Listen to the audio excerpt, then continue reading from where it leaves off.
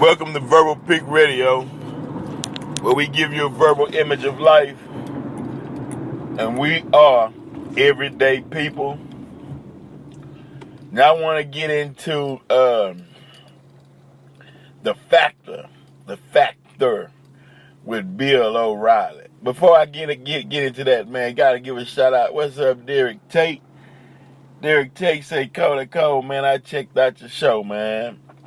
You know, I appreciate the kind words the brother had. Man, but we getting into Bill O'Reilly. Bill O'Reilly, on the subject of Colin Kaepernick, suggested that he read a certain book, and he was detailing, I think it was Killing Reagan. I'm not 100% sure on that. But he did state that read that book and understand the American soldiers who fought for freedom throughout the world. He mentioned World War II. He mentioned Japan. But what he didn't mention is the fact that black soldiers fought in World War II to help liberate Jews from Nazi Germany, and when they returned home in America, some black soldiers lost their lives. Some wounded, come back home in America and not allowed to sit in the cafeteria with the rest of the soldiers, while the German soldiers that was prisoners of war that were brought back to the Americas can sit, joke, and laugh right alongside of the white soldiers, but the black soldiers had to find somewhere else to go eat their meal, their nourishment, to build their bodies back up after the theater of war. But you're not good enough to sit in the same cafeteria with your white counterpart or soldiers that you fought alongside of in Germany. So Bill O'Reilly, he goes to make the statement, it's all about perspective. See, and that's the trick. It's all about perspective. Your perspective on life. If you creating a narrative, you creating a perspective. If you say, now, oh man, damn, I gotta get, man, I cannot remember this brother's name, right? But this brother is a scholar. He's from Jamaica, and he talks about Jamaica. He talks about how they're not Jamaicans, they're Caribs. Caribs was a race that was there before, that's been there for over 10,000 years, and that the British named the land and the people Jamaicans. But he was telling them that they're not Jamaicans, and he also was telling them that he was breaking down stocks and bonds. The slaves was the chattel, similar to cattle, which was the stock, and the bonds was the certificate that was owned of wealth of what that slave would sell for. They had an actual bond on that slave, and then that's what they started the stock market on, stocks and bonds, off of slavery, and as a commodity, and he broke that down. Now we're gonna get in now to, and I'll get his name to you all on a previous on a broadcast, and I'll interject and say when I spoke on this subject, this brother from Jamaica, and I give you his name and so on and so forth. Okay, now Pope Innocent the VIII, 1491. Right, we doing a timeline. And it's going to lead back to Bill O'Reilly's when he says that it's all about perspective. Your perspective on life. We're going to get into that. But now check this out, right? Pope Innocent VIII, 1491, before Columbus sailed the ocean blue and came to the Americas, Caribbeans and that area, which he never made it to North America, but that's for another time. But check this out. Now with Pope Innocent VIII, he commissioned, after the Moors were defeated in Granada in Spain, Queen Isabella and Ferdinand ran the Moors, which were the blacks who ruled Spain for 700 years and parts of Europe. Italy, Sicily, you see these black Latinos, that's from the Moors. You go to Spain and see these Muslim mosques and these great buildings, that's from the black Moors. Okay, so Pope Innocent VIII gave permission to say that you could take a third of all the black lands and you can enslave the blacks. He gave them the permission to go out and do it. So they were doing it on a religious mission. So Christopher Columbus, he goes out, and any indigenous, they had the right by the Pope to conquer any indigenous land that they come upon and enslave the people. And once they enslaved the people, then they changed they wouldn't allow them to speak their native tongue, their language, to pass knowledge on to the next generation. That's perspective. That's creating the perspective. Let's put it like that. They were actually creating a perspective on black people, on the way black people should think, what they say, and what they do, so they can be behind the scene controlling the perspective. That's why Bill O'Reilly said it's all about perspective, because the way you perceive, if I control the way you perceive life, I control you. Basically what they're saying. So when they come out and say, when they say such things as, yeah, the slaves built the White House, but they were fed well. They had a place to sleep. In his mind, see, that goes back to the Star Spangled Banner, when it says no refuge for the hirelings or the slaves. See, meaning no sympathy for you. Yeah, you work from can't see in the morning to can't see at night building the White House, but at least you got some chitlins. That's basically what they saying. At least you got some pig guts. You ought to be happy with that. Hey, didn't you sleep on a bale of hay?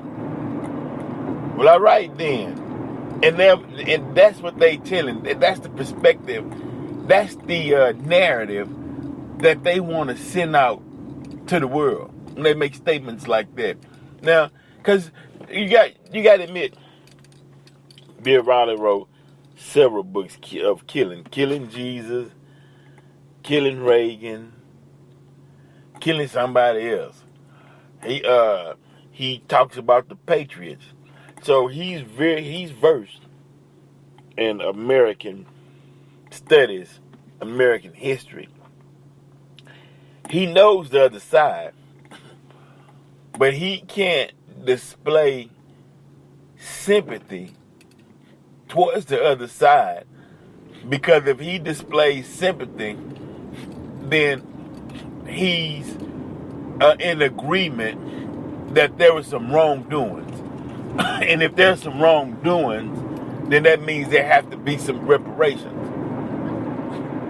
So whenever you say, hey, look at the pain you caused, look at my people today, look at the educational system, the response always has to be, well, yeah, we know the education system is bad, but they sitting in the air conditioning room.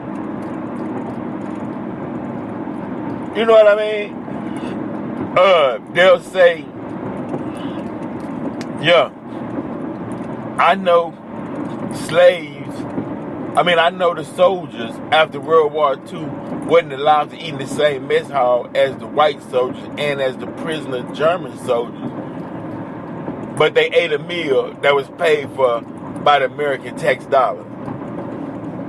Because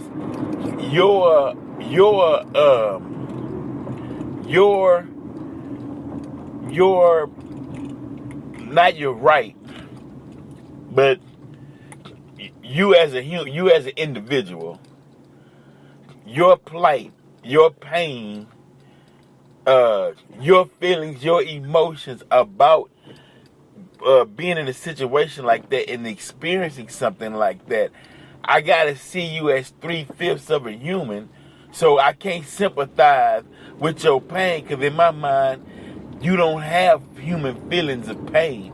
You are chattel, goyim. That's how they view you. That's the perspective, the narrative that we have to keep putting out on black people, so we don't sympathize with your struggle, because when we start sympathizing with your struggle, we're admitting guilt and wrong, and then we also would have to have some type of retribution for the way you were treated. So that means that the former slaves, let me change that. That means that the former physically bounded slaves, right, would have to, the former physically bounded slaves, they would actually have to, because they're not going to give you the mental, they're not going to free your mind. They're not going to point out a timeline. That's for you to go into those libraries, dig and study, because they're not going to teach you that in public school. Because if they teach you that in public school, they feeling that they giving you a hand up. Because remember, Star Spangled Banner, Constitution, all 3/5 of a human. They never eradicated that and said, the black man, we were wrong. The black man is 100% human, living a God experience, because that melanin or that cam or that comedic that's within the black man, and that cam or that melanin that's also in the universe, comes from the creator, God himself, which was called Allah, which is the all in all, and that melanin is the all that is in all of melanated people who derive from God himself. We don't want to give we don't want the public to view it from that perspective. So we have to create a perspective to where black people in America always have to be viewed as second, third, fourth, fifth, whatever class citizens, but never first.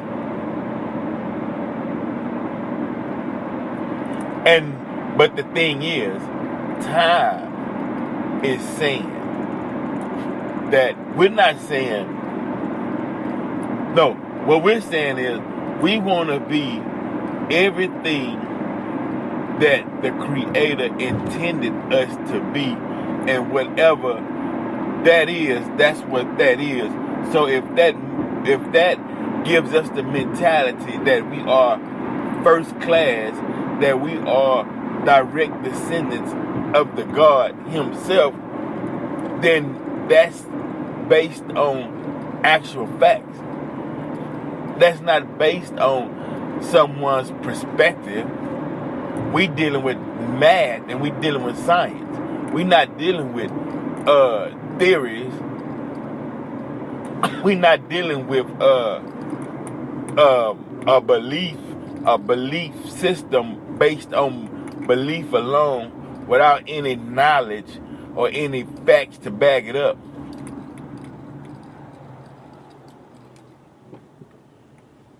Yeah, we're not dealing with anything on that wise. We're actually dealing with actual facts when it comes to dealing with us as a people and the situation. When you have a person like Bill O'Reilly who has a microphone, who can actually reach out to a certain number of listeners, people, of the population. And when you hear them key words, see, that's a code word. America is a code word. We view everything on perspective. That's a code word. You got to watch these code words.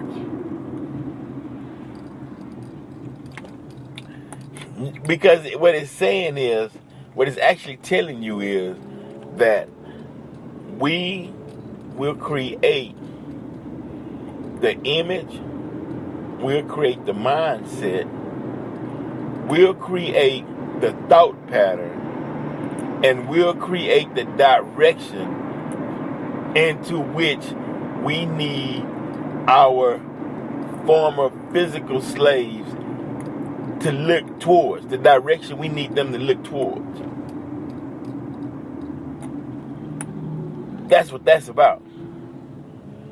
They will create the narrative. Let me put it this way.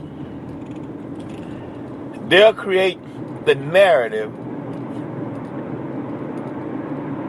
and they'll line up the pad to make sure you view it the way it was supposed to be viewed in the end. Don't lean on your own understanding based upon the knowledge that you gather, because coming from the Creator God, everybody has intuition. You feel something not right, but they taught you how to depress that inner God within and play along with the narrative. So that's why it's easy for Bill O'Reilly to come out and make a statement saying that it's all about perspective. Because he knows that the money people and the people who creates the perspective, then that's the reality. You have to view this thing from their point of view, and if you don't view it from their point of view, then something is wrong with you, or you are a danger, or you a threat. And if you say, well, hold on. Here goes my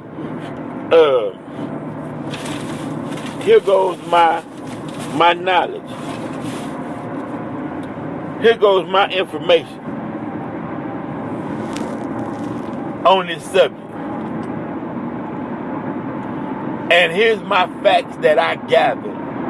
And I'm telling you the psychological effect that it had on those soldiers who fought, man. And take in mind, let me create the perspective. Here's the perspective, Bill O'Reilly. This is America. Black man, you 3/5 of a human being. You ain't blank. You ain't never gonna be blank. And we don't have anything for you. Why don't you go back to Africa? War pop out. Jews need to be free. Hitler needs to be stopped. Black soldiers saying, hey, look, let me prove my self-worth in this country. I go over to Germany. I volunteer. I want to get in the fighting game. I want to learn to fly these planes. I would take these tests. Let me go help the Jewish people from the Nazi Hitler. Gets into the war. Telling his wife and his children, I am making a difference. Comes back to the States. Walks into the cafeteria, mess hall, and met with, nigga, you can't eat here. Psychological, that's an engram. He engrammed him. He like, what you mean? I'm hungry, man. I did good in battle. Hell, I killed so many for you all. Yeah, but you got to eat out back. And they're like, well, you got Hans right there, the German prisoner. I'm looking at him. What the hell he doing in here? You know, arrest him, shoot him. No, that's my white brother. We had a disagreement, but I can't treat him like I treat my niggas. So we like, okay, we get the big picture. So what do you think that soldier's feeling or what was going through his mind? What did he come home and tell his wife and his children? But if your perspective is the black man is 3/5 of a human, you wouldn't give a damn how he felt, what his mental state was, or what that did to him internally, because you don't see him as a whole being anyway. So it's easy to disregard something that's unwanted. You catch what I'm saying? But this is, and look, these shows I do, it's not about color. We pass color. It's bigger than color. Color is when you on a level of you just getting started, and the white man this and the black man that, and so on. So it's not about the color per se versus the mindset. But the thing with the black man is that there is a such chemical or essence that's called melanin that black people have within us, that this whole universe and dark matter, that material that's in space, is also called melanin. And the stars have melanin, and that melanin came as a gift from the Creator God. Let's put it like that. That's what that is. So it's not a silly commentary on race as of color. We going off of, like Bill O'Reilly said, perspective. The way that they perceive you, that's what it's all about, coming from the mouth of Bill O'Reilly. And they prove that theory by their actions. And you know I'm not lying. They prove that theory by their actions. And their action states and dictates that we, and the way we've treated the melanated people throughout the world, by the permission of Pope Innocent VIII, we are justified in our actions by our perspective. Now, melanated people, black men, is what white folks are saying. You have the right to your own perspective. How do you see this thing? Average melanated black man and woman.